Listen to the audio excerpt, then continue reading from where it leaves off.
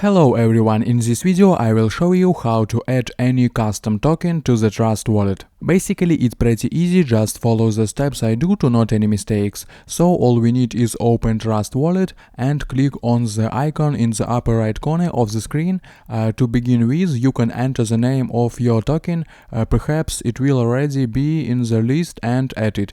If not, then click on the plus and you need to select the network and enter the contract address.